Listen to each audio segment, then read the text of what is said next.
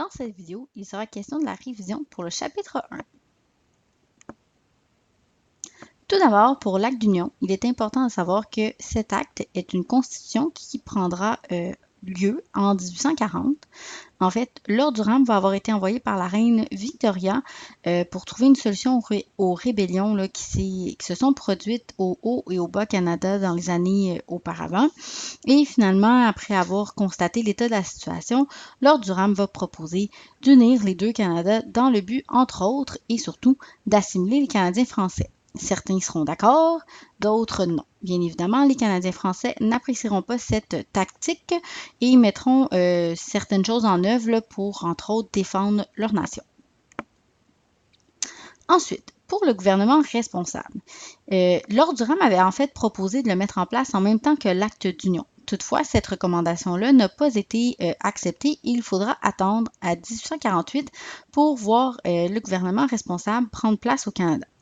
Donc, c'est l'alliance du Parti réformiste entre Baldwin du côté des anglophones et La Fontaine du côté des francophones qui permettra de mettre en place ce type de gouvernement-là. Ce qui est important de se rappeler, c'est que ça modifie, dans le fond, la structure politique. Et donc, à partir de maintenant, le conseil exécutif, donc les ministres, devront être choisis dans la chambre d'assemblée, donc parmi les gens qui ont été élus.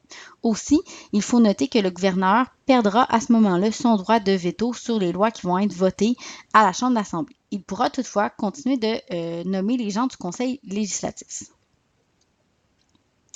Ensuite, pour la section économie coloniale, il est important de savoir que nous avions un traité de réciprocité avec les États-Unis. Ce traité-là avait été signé pour une dizaine d'années et à la fin de ces 10 ans-là, les États-Unis ont refusé de le renouveler avec nous.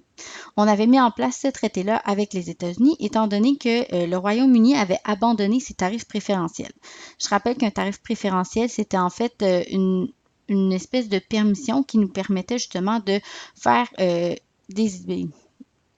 des échanges avec le Royaume-Uni sans avoir à payer de tarifs supplémentaires aux douanes. Ces tarifs-là ont été finalement abandonnés par le Royaume-Uni pour favoriser du libre-échange et c'était à ce moment-là qu'on s'était retourné vers les États-Unis. Après que le traité de réciprocité eut été non renouvelé par les États-Unis, on a décidé de se chercher un marché intérieur, donc essayer de s'allier avec des colonies qui étaient plus près de nous, dont les colonies maritimes. Donc, pour ce qui est des affaires indiennes, il est important de se rappeler qu'on voit l'apparition des réserves. Donc, les réserves, là, le but, c'est vraiment de limiter l'espace utilisé par les Autochtones pour, dans le fond, exploiter leurs ressources. On va voir l'implication de l'Église dans les missions pour convertir les Autochtones au catholicisme. Finalement, le statut des Indiens va apparaître. En fait, ça va statuer que tous les Indiens sont considérés comme mineurs. Ils n'ont pas le droit de vote. On va manquer d'accès aux droits, libertés, ressources que l'on connaît. On voit aussi l'apparition de l'ANB, donc l'Acte de l'Amérique du Nord britannique de 1867, qui va permettre finalement d'avoir une meilleure économie, étant donné qu'on va élargir notre marché intérieur pour la vente des choses, étant donné l'agrandissement du territoire. On met aussi fin à l'instabilité ministérielle avec ça en créant une alliance là, et faisant des compromis. On voit une alliance aussi avec les autres colonies britanniques, dont le Nouveau-Brunswick et la Nouvelle-Écosse, qui vont se joindre au Dominium du Canada. Donc, ça va augmenter le nombre de gens avec qui on va pouvoir commercer.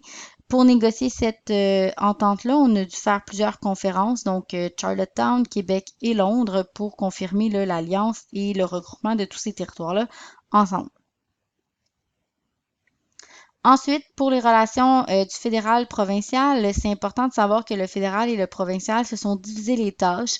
Donc, on a un domaine de gestion qui est divisé. Le fédéral se retrouve avec certains pouvoirs que tu peux voir sur la fiche, donc la monnaie, la défense, l'armée, la poste, alors que le provincial va se retrouver avec autre chose comme l'éducation, la santé, les droits civils, les terres publiques et la municipalité. Ce qui est important de comprendre, c'est qu'au cours de l'histoire du Canada, ça va créer des petits problèmes étant donné que le fédéral va souvent décider de se mêler des domaines de gestion qui avaient été donnés au provincial alors qu'on avait conclu au départ que ça serait séparé et qu'on ne s'en mêlerait pas. Il faut aussi savoir qu'à ce moment-là, le fédéral a ce qu'on appelle le droit de désaveu. Le droit de désaveu, ce que ça permet au fédéral, c'est de pouvoir annuler toute loi établie par le provincial. Donc, c'est un petit peu comme le droit de veto.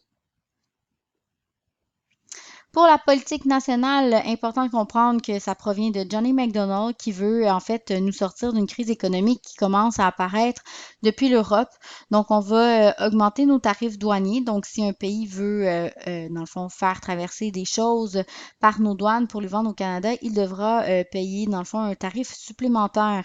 Avec l'argent qu'on va pouvoir ramasser de ce tarif-là, ça va nous permettre, entre autres, de construire un chemin de fer pour améliorer la migration dans l'Ouest et pouvoir coloniser là, les territoires qu'on n'avait pas encore établis. Ensuite, pour tout ce qui est migration, ce qui est important de comprendre, c'est qu'on voit l'exode rural apparaître. Donc, les gens quittent la campagne pour aller en ville parce qu'on considère qu'il y a plus d'emplois là-bas. On va même se diriger vers les États-Unis où on considère qu'il y a aussi des meilleurs emplois, une meilleure possibilité de vie. L'Église, en voyant les Québécois quitter, ont une certaine crainte et donc vont proposer de coloniser de nouvelles régions. Ces nouvelles régions-là, ce sera surtout le lac Saint-Jean et les Laurentides que tu peux voir au numéro 15 sur la carte pour les Laurentides et au numéro 2 pour le lac Saint-Jean. Donc, les nouvelles régions qu'on souhaite coloniser, là, c'est pas mal là, dans ce coin-là, mais c'est assez compliqué parce que ce sont des forêts et des terres qui ne sont pas encore bien établies pour que les gens puissent y habiter. Donc, on doit défricher et organiser le tout. Ensuite, pour ce qui est des femmes, elles sont vues comme des mineurs, donc n'ont pas de pouvoir légal et dépendent surtout de leur mari. Ben, en fait, seulement de leur mari qui doivent signer les choses pour eux, s'occuper d'eux. Elles sont le centre de la famille, donc elles s'occupent des enfants et de la maison. Elles doivent tout de même aller travailler étant donné que le salaire d'un ouvrier n'est pas suffisant. On va donc les voir apparaître dans les usines comme ouvrières, mais elles ont de très très mauvaises conditions de travail qui sont pires que celles des hommes finalement. On va aussi les voir intégrer les rangs des religieuses, donc ouvrir des églises, des écoles et ainsi que des hôpitaux pour s'occuper entre autres des plus démunis. Pour ce qui est de l'Église en général, elle a encore une très, très grande influence, particulièrement dans le domaine de l'éducation et de la santé. Elle est propriétaire de la majorité des hôpitaux ainsi que des écoles. Et on va voir la montée de l'idéologie de l'ultramontanisme, donc une idéologie où l'Église aurait plus d'importance que l'État. Et en contrepartie, on voit aussi l'apparition de l'anticléricalisme, qui est un mouvement d'intellectuels qui souhaitent que l'État et l'Église soient séparés. L'anticléricalisme va permettre, entre autres, l'apparition de l'Institut canadien, qui est une grande bibliothèque là, pour la culture, les débats. On voit l'apparition aussi de plusieurs journaux à cette époque-là. Ensuite, pour tout ce qui est socio-culturel, on voit l'apparition justement de journaux pour défendre notre idéologie. On voit l'apparition des romans patriotiques mettant de l'avant la cause canadienne-française, la littérature féminine particulièrement présente dans les revues et les journaux. Et on va aussi finalement voir la première université francophone de l'Amérique du Nord apparaître, l'Université Laval. À l'Université Laval, il est surtout question d'apprendre des choses comme la théologie, alors que dans les universités anglophones, il y avait un peu plus de diversité, entre autres des programmes scientifiques. Ensuite, dans la première phase d'industrialisation, on va finalement avoir l'apparition de la machine pour accélérer les procédés et produire plus pour vendre plus. On voit du travail à la chaîne, donc chacun a une tâche qu'il répétera là, tout au long de sa journée. Les conditions de travail sont particulièrement mauvaises, donc c'est difficile, c'est violent, donc c'est pas idéal, c'est très très mal payé. On voit le concept de profit arriver, donc l'idée de produire pour vendre plus cher et mettre de l'argent dans nos poches. On voit beaucoup d'investissements britanniques à l'époque plutôt que canadiens. Et c'est l'industrie légère qui va connaître un grand boom, donc le textile, les choses de tous les jours.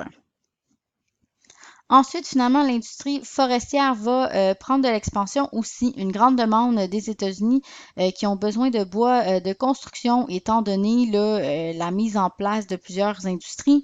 Le Royaume-Uni est aussi à la recherche de bois étant donné le blocus de Napoléon. Ils ne sont pas en mesure de pouvoir acheter ailleurs en Europe et la ressource est effectivement très très grande au Québec, donc c'est un bon marché. On va se spécialiser entre autres en bois de construction. Finalement, pour l'exploitation agricole, c'est important de savoir que les terres commencent à être épuisées. On a un mauvais rendement à une certaine époque dû, entre autres, au climat. Donc, on va se tourner vers le lait, étant donné que c'est pas aussi affecté là, par le climat, justement. Donc, on va avoir des élevages de vaches pour produire du lait, entre autres pour diversifier les produits, donc vers le beurre et le fromage. On voit aussi, super important, l'abolition des seigneuries qui va être mise en place à la moitié du 19e siècle. Donc, on y met fin. Les seigneuries, c'est terminé. Donc, les gens vont pouvoir être propriétaires de leurs terres.